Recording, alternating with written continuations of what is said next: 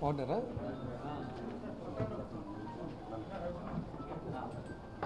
బాబు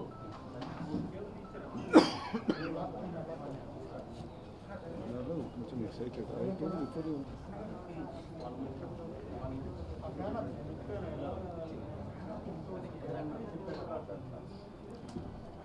ఓకేనా?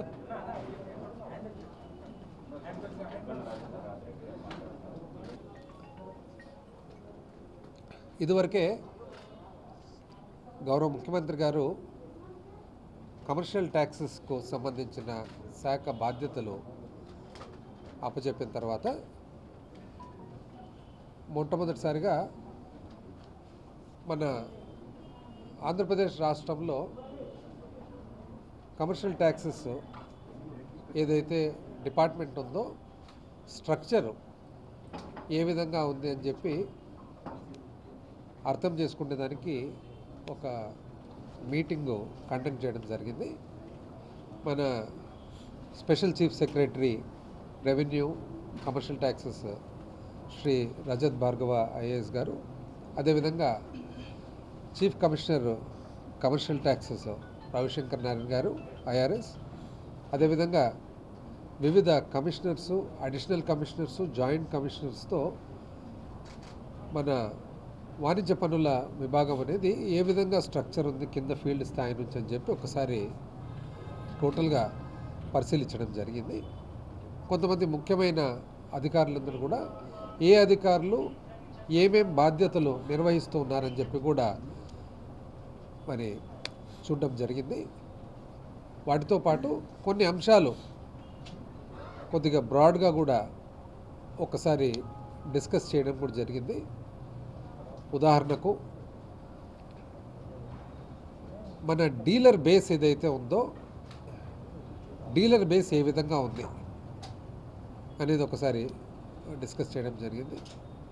ఆ తర్వాత మన విధానం ఏదైతే ఉందో నిర్వహణ విధానం ఏదైతే ఉందో ఆ విధానం మనకు ఇతర రాష్ట్రాలకు కేంద్రానికి ఏ విధమైన పోలికలు ఉన్నాయి, ఏ విధమైన వ్యత్యాసాలు ఉన్నాయని చెప్పి కూడా డిస్కస్ చేయడం జరిగింది. అదేవిధంగా మన శాఖకు సంబంధించి రాష్ట్రంలో ఉన్న ఆఫీసులు కానీ, ఆఫీస్ బిల్డింగ్లు కానీ, ఇన్ఫ్రాస్ట్రక్చర్ కానీ, వసతులు కానీ ఏ విధంగా ఉన్నాయని చెప్పి డిస్కస్ చేయడం జరిగింది. ఇట్లా బ్రాడ్గా ఈరోజు టోటల్ డిపార్ట్మెంట్కు సంబంధించి ఏదైతే బర్డ్స్ ఐ వ్యూ ఉంటుందో, పైనుంచి చూసేది ఉంటుందో, అట్లా కొంతవరకు ఇన్ఫర్మేషన్ తీసుకోవడము, వివిధ స్పెసిఫిక్ అంశాల పట్ల మరి సీనియర్ అధికారులతో చర్చించడం కూడా జరిగింది. రాబోయే కాలంలో మరి గౌరవ ముఖ్యమంత్రి గారు మన మీద ఉంచిన ఏదైతే మరి బాధ్యతలు అప్పచెప్పడం జరిగిందో ఆ బాధ్యతలను పద్ధతిగా, సక్రమంగా అండ్ మంచి విధానంగా నిర్వహించాలని చెప్పి ఉద్దేశంతో ఈ డిపార్ట్మెంట్ను ప్రభుత్వానికి అనుకూలంగా, అదేవిధంగా అధికారులకు అనుకూలంగా, అదేవిధంగా ముఖ్యంగా డీలర్లకు అనుకూలంగా ఉండి ఒక మంచి అచీవ్మెంట్ తేవాలని చెప్పి ఆలోచనతో ముందుకు సాగాలని చెప్పి తెలియజేస్తాం.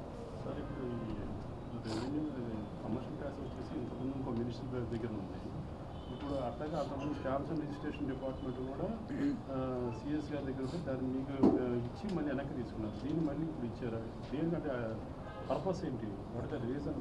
ఒరిజినల్గా ఎప్పుడు కూడా ఈ రెవెన్యూ ఎర్నింగ్ డిపార్ట్మెంట్స్ ఏవైతే ఉంటాయో సహజంగా ఫైనాన్స్తో పాటు ఉంటాయన్నమాట. ఇప్పుడు మీరు కేంద్రం గమనించినట్లయితే revenue earning departments CBDT, central board of direct taxes, central board of indirect taxes and customs, ఇవన్నీ కూడా ఫైనాన్స్ ఆర్థిక శాఖతో పాటు ఉంటాయన్నమాట. ఇంతకుముందు ప్రభుత్వంలో కూడా 2014 నుంచి 19 కూడా కమర్షియల్ ట్యాక్సెస్ ఫైనాన్స్ డిపార్ట్మెంట్తో పాటు ఉంటుంది.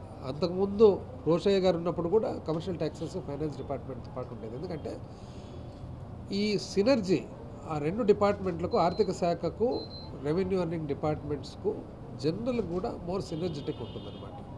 ఎందుకంటే అల్టిమేట్గా ప్రభుత్వానికి ఉన్న లక్ష్యం ఏమి, సిస్టమేటిక్గా పరిపాలన జరగాలి, రాష్ట్రానికి కానీ కేంద్రానికి కానీ మనకు రెవెన్యూస్ అనేది సఫిషియెంట్గా జనరేట్ కావాలి, లీకేజ్ అనేది ఎక్కువ ఉండకూడదు, పరిపాలనకు సంబంధించిన ఏదైతే ఆర్థిక అవసరాలు ఉంటాయో ఇవన్నీ కూడా ఈ రెవెన్యూస్ ద్వారా వస్తాయి. కాబట్టి ఆటోమేటిక్గా ఇదంతా కూడా ఒక షెల్లో ఆర్థిక శాఖకు సంబంధించిన అంశాలన్నమాట. అండ్ ఇప్పుడు ఇంకా ఆల్ ద మోర్ నెసెసరీ ముందు కంటే కూడా, ఎందుకంటే జిఎస్టీ వచ్చిన తర్వాత ఎక్కువ శాతము వాణిజ్య పన్నుల విభాగం అంతా కూడా జిఎస్టీ పరిధిలోనే జరుగుతుంది. యాక్చువల్గా గత 2.5 సంవత్సరంగా కూడా, అంటే మన ప్రభుత్వం ఏర్పాటైనప్పటి నుంచి కూడా జిఎస్టీ కౌన్సిల్ అంటే హైయెస్ట్ డెసిషన్ మేకింగ్ బాడీ భారతదేశంలో నేనే రిప్రజెంట్ చేస్తూ వస్తున్నాను అనమాట. అడ్మినిస్ట్రేటివ్గా కూడా ఇది కొద్దిగా ఎక్కువ కన్వీనియంట్గా ఉంటుంది అని చెప్పి ఒక ఆలోచన ప్రకారం, ఎందుకంటే జిఎస్టీ కౌన్సిల్ మీటింగ్ జరిగేటప్పుడు 3 నెలలకు ఒకసారి అట్లా యావరేజ్గా జరుగుతుంది. దేశంలో ఉండే హైయెస్ట్ బాడీ అక్కడ, అంటే అన్ని రాష్ట్రాలు కూడా నాకు తెలిసి పార్లమెంట్ తర్వాత almost highest decision making body నీతి ఆయోగ్ తర్వాత నెక్స్ట్ జిఎస్టీ కౌన్సిల్ వస్తుంది. వివిధ రాష్ట్రాలకు సంబంధించిన మినిస్టర్లు చూసినట్లయితే కూడా ఎక్కువ శాతము కమర్షియల్ ట్యాక్సెస్, ఆర్థిక శాఖ కలిసే ఉంటుందన్నమాట. సో డైరెక్ట్ అడ్మినిస్ట్రేషన్లో ఉన్నప్పుడు మనకున్న హ్యాండ్స్ ఆన్, అంటే ఏ రోజుకు ఆ రోజు ఉండే టచ్కు సడన్గా 3 నెలలకు మనం పోయి అక్కడ రిప్రజెంట్ చేసేదానికి బాగా వ్యత్యాసం ఉంటుంది. కాబట్టి ఆలోచన ప్రకారము, అందరి పెద్దల సలహా ప్రకారము, ముఖ్యమంత్రి గారి ఆలోచన ప్రకారము ఇది ఆర్థిక శాఖ ఇదంతా కలిసి ఇది యాక్చువల్గా ఒక బాస్కెట్లో ఉంటుంది. కాబట్టి ఇది ఈ విధంగా నిర్వహించాలని చెప్పి ఒక ఆలోచన రావడం. ప్రీవియస్ మన లాస్ట్ జిఎస్టీ కౌన్సిల్లో సెంట్రల్ గవర్నమెంట్ నుంచి మనకు రావాల్సిన కాంపెన్సేషన్ తొందరగా ఇవ్వమని అడిగారు. ఇప్పుడు ఎంతవరకు రిమైనింగ్ ఎంత రావాలి? జిఎస్టీలో మనకి ఏదైతే కాంపెన్సేషన్ వస్తుందో రాష్ట్రానికి, దేశానికంతా కలిసి కూడా ఒక కోవిడ్ అప్పుడు ఒక విధానము అరైవ్ కావడం జరిగిందనమాట. సగభాగం ఇప్పుడు ఇస్తాము, సగభాగము కాంపెన్సేషన్ సెస్ పీరియడ్ 2022 అయిపోయిన తర్వాత బ్యాలెన్స్ ఇస్తామని. ఏదైతే సగభాగం ఇస్తున్నారో ఎగ్జిస్టింగ్ రెవెన్యూస్ నుంచి కొంత షార్ట్ ఫాల్ వచ్చినది అప్పు చేసి కొంత రీయింబర్స్ చేస్తున్నారు. కాబట్టి మొత్తం అన్ని రాష్ట్రాలకు ఏ విధంగా వస్తుందో మన రాష్ట్రానికి కూడా మన వాటా అదే శాతం ప్రకారం వస్తుంది. ఈరోజుకి మనకు వాట్ ఎవర్ దేశానికి అంత కలిసి ఏదైతే వస్తుందో ఆ విధంగా వస్తుంది. ఎగ్జాక్ట్ ఫిగర్స్ వచ్చేసి I think 3,272 crores year loan వచ్చింది సార్. అండ్ ఇప్పుడు మనకు due in the form of 2,000 crores ఇంకా రావాలి సార్. 2,000 చిల్లర కోట్లు. ఐ థింక్ లాస్ట్ మీటింగ్ అప్పటికి 2,600 ఉండేది. తగ్గింది సార్. 1,491 plus 400 nearly 2,000 crores. దాదాపు 2,000 కోట్లు. అంటే రిమైనింగ్ రావాల్సిన 3,270 ఇంకా స్టిల్ పెండింగ్. 2,000 3,000 వచ్చింది, 2,000 పెండింగ్ ఉంది. రెగ్యులర్గా వస్తుంది.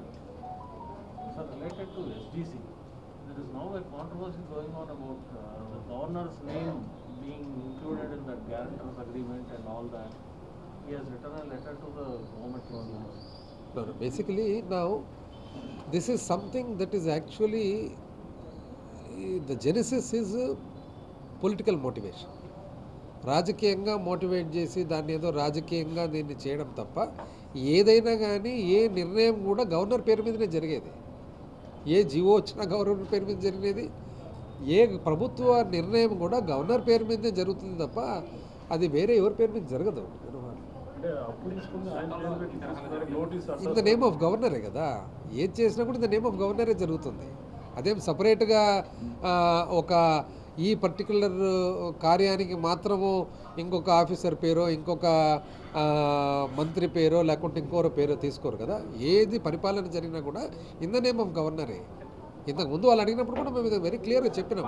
కేవలం ప్యూర్గా పొలిటికల్గా దీన్ని తీయాలనే ఆలోచనతో చెప్పి ఇంతకు ముందంతా కూడా ఎవరి పేరు మీద తీసినారండి? ప్రత్యేకంగా మంత్రి పేరు మీద తీస్తారా? Government has always borrowed. ప్రభుత్వాలు ఎప్పుడు కూడా అప్పులు చేస్తూనే ఉన్నాయి, ఇప్పుడు అప్పులు చేస్తూనే ఉంటారు. కేంద్రం ప్రపంచమే అప్పులు కంటిన్యూస్గా చేస్తూ ఉంటుంది. Part and parcel. ఎవరి పేరు మీద చేస్తారు? But here the basic question is, government అనేది sovereign ఇమ్యూనిటీని కూడా వేవ్ చేసేసి ఈ no no no loan that is all misconception. Misconception. ఏ నిర్ణయం తీసుకున్నా కూడా గవర్నర్ పేరు మీదనే జరిగేది, పరిపాలన అనేది జరిగేది అంతే. In the name of the గవర్నరే. ఇప్పుడు జీవో ఇస్తారు, జీవో ఎవరి పేరు మీద ఇస్తారు? గవర్నర్ పేరు మీద ఇస్తారా, ఇంకోరి పేరు మీద ఇస్తారా? Name of గవర్నరే. గవర్నర్ పేరుతో జరగడాన్ని తప్పుపడుతున్నారు కదా. హైకోర్టు కూడా దాన్ని ఇది వ్యవస్థ పేరు మీద, ఇప్పుడు కూడా వ్యవస్థ పేరు మీదే నడుస్తుండేది. ఇది ప్యూర్లీ ఇది పోనీ నేను అడుగుతున్నాను, ఇంతకు ముందు కూడా ఎన్నో రాష్ట్రం ఎన్నో అప్పులు చేసింటారు, ఎన్నో నిర్ణయాలు తీసుకున్నారు. ఎప్పుడైనా ఇంతకుముందు వేరే వాళ్ళ పేరు మీద అదర్ దెన్ గవర్నర్ వేరే వాళ్ళ పేరు మీద చేసిన దాఖలాలు ఉన్నాయా? గవర్నర్ అండి, ఎవరైనా గవర్నరే కదా. In the name of his excellency ఎక్కడ రాసినా కూడా his excellency the governor of Andhra Pradesh. Governor అభ్యంతరం వ్యక్తం చేశారా లేదా? ప్యూర్లీ ఎప్పుడైనా కానీ ఒక ఇష్యూ అనేది ఎవరైనా రేకప్ చేసినప్పుడు ఇది ఏమిటిది ఇది అని అడుగుతారు. అడిగినప్పుడు దానికి తగిన ఎక్స్ప్లెనేషన్ ఇస్తాం. ఇప్పుడు తగిన ఎక్స్ప్లెనేషన్ ఇస్తాం ఆటోమేటిక్గా. అడిగారు సార్, ఏమని అడిగారు? నాకు I'm not aware what has been asked, నాకు తెలియదు. But whatever has been asked reply will be given. ఇదంతా కూడా అంటే ఆయన ఒక అడిగారంటే దాని అర్థం సంథింగ్ ఈజ్ దేర్ అని కదా. క్లారిఫికేషన్ అనేది it is a part and parcel of administration. Clarification అనేది అడగకుండా పరిపాలన జరగదు కదా. ఎక్కడైనా కానీ క్లారిఫికేషన్ ఉంటుంది, ఏ దానికైనా క్లారిఫికేషన్. ఇప్పుడు మీరు నన్ను అడుగుతున్నారు 4 క్లారిఫికేషన్లు, ఇంకోరు అడుగుతారు ఇంకో 2 క్లారిఫికేషన్లు. అంటే క్లారిఫికేషన్ అడిగినప్పుడు దానికి సమాధానం కూడా వస్తుంది. నాకు ఎగ్జాక్ట్లీ నాకు తెలియదు నేను. But whatever is there, if that is the case we will give an explanation, అంతే కదా. Also, even the government of India questioned all this agreement and all the STZ terms and all. It is violative of the constitution. నేను ఒకటి చెప్తానండి. ఇప్పుడు మీరు CAG report చదవండి. భారతదేశ ప్రభుత్వం మీద 29 రాష్ట్రాలు ఉంటే 29 రాష్ట్రాల మీద సిఏజీ రిపోర్ట్లు ఇన్ని ఆడిట్ అబ్జెక్షన్స్ ఉంటాయి. ఆడిట్ ఉండేదే వాళ్ళు ఏదన్నా కానీ చెప్పేదానికి, దానికి సమాధానం మనం చెప్తాము. కొన్ని రెక్టిఫై చేసుకుంటాము, కొన్ని సమాధానం. అంటే ఇప్పుడు ఈ ప్రకారం అయితే ఒకవేళ ఎవరన్నా కానీ ఇన్ఫర్మేషన్ అడిగినా, క్వెరీ రాసినా, ఆడిట్ అబ్జెక్షన్ వచ్చినా, ఇవన్నీ ఇంకా అన్ని ప్రభుత్వాలు అందరూ తప్పు చేసినట్లేనే. ఇది పార్ట్ అండ్ పార్సల్. పరిపాలన చేసేటప్పుడు వందల కొద్ది విభాగాలు ఉంటాయి, వేల కొద్ది అధికారులు ఉంటారు, వేల కొద్ది నిర్ణయాలు జరుగుతుంటాయి, చెక్స్ అండ్ బ్యాలెన్సెస్ ఉంటాయి. ఆడిట్ అనేది ఒకటి రాస్తారు, మనకు రాసినప్పుడు ఆటోమేటిక్ దానికి మనం సమాధానం ఇస్తాము, కరెక్షన్ ఉంటే కరెక్షన్ చేస్తాము. అంతేగాని 100% క్షుణ్ణంగా ఎటువంటి పొరపాటు లేకుండా అన్నీ జరిగే పాట అయితే అసలు సిఏజీ ఎందుకు, ఆడిట్ ఎందుకు, ఇంకొక విభాగం ఎందుకు? గవర్నమెంట్ పరిపాలన జరిగేటప్పుడు ఆటోమేటిక్గా ఈవెన్ ఒకసారి ఒక కామా కూడా మిస్టేక్ కావచ్చు, ఫుల్ స్టాప్ కూడా మిస్టేక్ కావచ్చు, ఇంకోటి మిస్టేక్ కావచ్చు. సిఏజీ ఇన్ని ఆడిట్ ప్రతి రాష్ట్రానికి ప్రతి సంవత్సరము 6 వాల్యూమ్స్ బుక్ ప్రజెంట్ చేస్తారు. 6 వాల్యూమ్లలో ఒక 100 ఉంటాయి ప్రశ్నలు. అంటే ఇప్పుడు ఆ ప్రభుత్వం కూడా 100 తప్పలా? అదొక భాగము. వాళ్ళు ఇది ఈ విధంగా ఉండాలి, ఇది కరెక్ట్గా లేదు అంటే మనం సమాధానం చెప్తాం, ఇది లేదు, ఇది ఈ విధంగా ఉండాల్సినది అని. ఒకవేళ రెక్టిఫికేషన్ ఉంటే రెక్టిఫికేషన్ జరుగుతుంది అని అంటాం. ఒక చోటుకి పోతారు, ఈ స్కూల్లో ఈ బడి కట్టినారు, ఈ బడి 30 మందికి చాలడం లేదు ఈ రూమ్ అని కూడా ఆడిట్ అబ్జెక్షన్ వస్తుంది. సో మనం ఏం చేస్తాము, అది పరమ పొరపాట అవునా? ఒకవేళ అదిగిన కరెక్ట్ అయితే ఇప్పటి నుంచి డిజైన్ మారుస్తాము అని అంటాము. లేదనుకోండి, లేదు ఇది 30 మందికి సంబంధించి ఇంటర్నేషనల్ నామ్స్, నేషనల్ నామ్స్ ఈ విధంగా ఉన్నాయి కాబట్టి ఇదే కరెక్ట్ అని రాస్తాం. So these are all part. అట్లే ఫైనాన్షియల్ కూడా ఇది ఈ విధంగా ఉండాలి, మీకు ఇంత శాతం ఉండాలి, ఇంత శాతం దాటినారు అని అంటారు.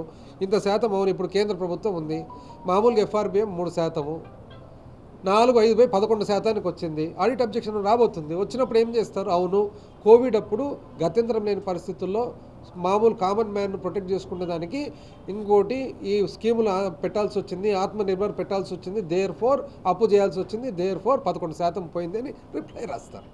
అంతే. ఇప్పుడు ఇది ఎస్డిసిలో what is the total borrowing and how was that money spent? SDC very clear, we have legislated. There is a very clear. ఈ కార్పొరేషన్ పెట్టి ఈ కార్పొరేషన్కు ఏదైతే అప్పు చేయడం జరిగిందో ఇది 4 స్కీములకు, పిల్లల చదువు కోసము అమ్మఒడి, రైతుల కోసము రైతు భరోసా, ఆసరా, చేయూత 4 వెరీ క్లియర్ స్కీమ్స్ లెజిస్లేటెడ్, అసలు మేము చట్టమే చేసినాం కదా. అది దాపరికం ఏముంది దాంట్లో? చట్టం ఉంది. చట్టం ఓపెన్ చేస్తే చట్టంలోనే ఉంది. ఈ కార్పొరేషన్ పెట్టినది దీనికి, ఈ డబ్బులు తెచ్చినది దీనికి, ఈ డబ్బులు ఈ స్కీమ్లకు వాడతాము. అట్టడుగు వర్గాలు ఎవరైతే ఉన్నారో, బాగా ప్రభుత్వ సహకారము అవసరం ఉండే వర్గాలు ఎవరైతే ఉన్నారో ఆ వర్గాలకు చదువు పిల్లలకు పెంచేదానికి, ఎంకరేజ్ చేసేదానికి, అదేవిధంగా మహిళలు ఎవరైతే ఉన్నారో పొదుపు మహిళలు, వాళ్లకు కొద్దిగా రిలీఫ్ వచ్చేదానికి, వాళ్ళు ఏదైతే పేరుకపోయిన అప్పు ఉందో కొంతవరకు అది తగ్గించేదానికి, కొంతవరకు ఈ పొదుపు మహిళలు ఎవరైతే ఉన్నారో ఏదో ఒకటి వాళ్ళ కాళ్ళ మీద వాళ్ళు నిలబడుకొని వాళ్లకు ఆదాయ వనరులు పెంచేదానికి, రైతన్నను కాపాడేదానికి. ఇది వెరీ క్లియర్గా ఉంది దాంట్లో. వేవ్ లెజిస్లేటెడ్ చట్టమే ఉంది దాంట్లో. చట్టం చేసిన తర్వాత ఇంకేముంది దాంట్లో? చట్టం చేసినాము. అదేవిధంగా ₹1 పక్కకు పోకుండా ప్యూర్లీ ఈ స్కీములకే పెట్టాం. సార్ రీసెంట్గా రెగ్యులర్గా ఈ మధ్య రీసెంట్గా మొన్న ఫ్రైడే జరిగిన జాయింట్ స్టాఫ్ కౌన్సిల్ ఎంప్లాయీస్ మీటింగ్లో కూడా శాలరీస్ ఇన్ టైంలో ఇస్తారా, 1వ తేదీ ఇస్తారా, పెన్షన్లు ఇస్తారని ఈ మధ్య రెగ్యులర్గా అది వస్తూ ఉంది. మీరు ఇవ్వగలరా శాలరీస్? నేను ఒకటి చెప్తాను. కోవిడ్ అనేది మొత్తం ప్రపంచాన్నే కుదిపిన తర్వాత ఇప్పటికీ కోవిడ్ వచ్చి దాదాపు ఇది 2వ సంవత్సరం ఉన్నాం. డిఫరెంట్ ఫేస్లు లెక్కనట్లయితే అందరికీ ఎంప్లాయీస్ శాలరీస్ వస్తున్నాయి కదండి. చెప్పండి, ఎవరన్నా శాలరీస్ రాని వాళ్ళు ఉన్నారా? ఒక 2 రోజులు 3 రోజులు ఇటు అట్లా రావచ్చు, బట్ శాలరీస్ అయితే వస్తున్నాయి కదా. సో దీన్ని రాజకీయంగా వీళ్ళు ఒక ఇష్యూ చేస్తున్నారు, కానీ ప్రపంచంలో ప్రతి దేశం ఫేస్ చేస్తుంది కదండి ఈ ప్రాబ్లం. ఎవరైనా శాలరీస్ రాని వాళ్ళు ఉన్నారా? ఒక 3 రోజులు 4 రోజులు 5 రోజులు లేట్ అయ్యింది వచ్చి, నేను కాదనడం లేదు, కానీ ప్రతి ఒక్కరికి వస్తున్నాయి కదా. ఈరోజు నిజం చెప్పాలంటే మనం అందరం కూడా అందరు కలుపుకొని ఒక సమాజంలో మనం అందరం కలిసి ఉంటాము. ఎంప్లాయీస్ ఉంటారు, పాత్రికేయులు ఉంటారు, పాలిటీషియన్స్ ఉంటారు, వివిధ వర్గాలు ఉంటారు.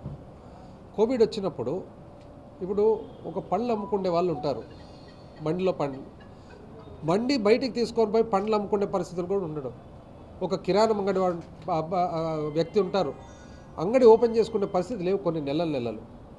ఒక హోటల్లో పనిచేసే వెయిటర్ ఉన్నాడు, నెలలు వాళ్ళకు రిలీఫ్, వాళ్ళకి సెక్యూరిటీ, వాళ్ళ సెక్యూరిటీ కోసమే, వాళ్ళ రిలీఫ్ కోసమే ఈరోజు ప్రభుత్వము వివిధ సంక్షేమ పథకాలు ముఖ్యమంత్రి గారు ఏదైతే ఆలోచన చేసినారో 2019లో చేసిన ఆలోచన కోవిడ్ వచ్చేటప్పటికి ఆల్ ద మోర్ ఇంపార్టెంట్ అయింది. అంటే ఆ రోజు కంటే కూడా ఈరోజు నిజంగా ఇంకా ఎక్కువ అవసరం వచ్చింది. కాబట్టి ఈరోజు ఆంధ్రప్రదేశ్ రాష్ట్రం మీరు గమనించినట్లయితే పన్ను విభాగంలో మిగతా రాష్ట్రాల కంటే కూడా స్లైట్లీ బెటర్ ఉన్నాం. ఎందుకు?